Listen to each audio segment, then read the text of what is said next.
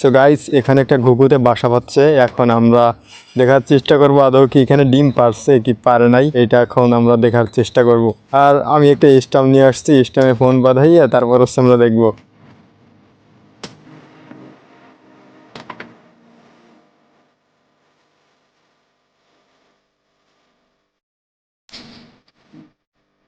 তো দেখতে পাচ্ছেন দুইটা ডিম। আর আমাদের বাসার প্ল্যানিং করা হয়ে গেছে যে ডিম থেকে যে বাচ্চা ফুটবে সে বাচ্চা আমরা জবাই দিয়ে খেয়ে ফেলবো। এটাই হচ্ছে প্ল্যানিং। তাও আবার আমাদের না, অবশ্যই রিফাত ভাইয়ের প্ল্যানিং এটা। আর দেখতে পাচ্ছেন কিছুক্ষণের ভিতরে ঘুঘু চলে আসছে এখানে।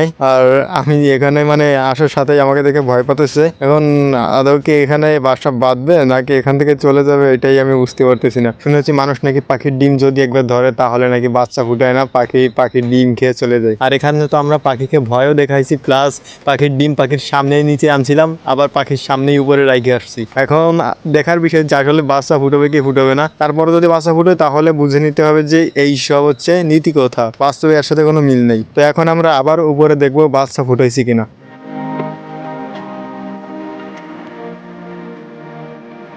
তো দেখতে পাচ্ছেন গাইস, সুন্দর দুটি বাচ্চা হয়েছে। আর এখন রিফাত ভাইয়ের আশা করি বাচ্চা দুইটাকে দেখার পরে মায়া লাগবে এবং সে বাচ্চা খাওয়ার চিন্তা ভাবনা বাদ দেবে। রিফাত ভাই ভালো হয়ে যায়েন। দেখছেন গাইস, কত সুন্দর দুটি বাচ্চা। ইচ্ছে করতেছে যে দুইটাকেই আমি রেখে দিই, কিন্তু যদি আমি রেখে দিই তাহলে এর মা অনেক কষ্ট পাবে। এর জন্য আমরা চাই না যে বাচ্চা দুইটার মা কষ্ট পাক। মূলত নামানো হয়েছে রাসেল ভাইয়ের ছবি তোলার জন্য। আরেকটা পোস্ট দেন, এবার আরেকটা। কিন্তু একবার আমি চাইনি ধরছি একসাথে 100 ছবি উঠবে। আস্তে আস্তে আস্তে এমনই সুন্দর একলা কি বলা যায় নামানো যায় একলা থোয়া যাবে, সমস্যা কি? আমার এটা বলো এই ধ্যান চলে গো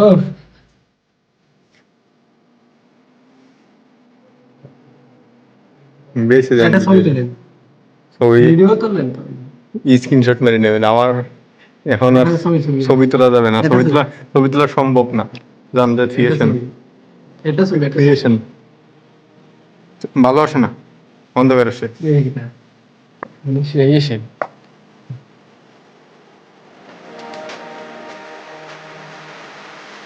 এটা ধরেন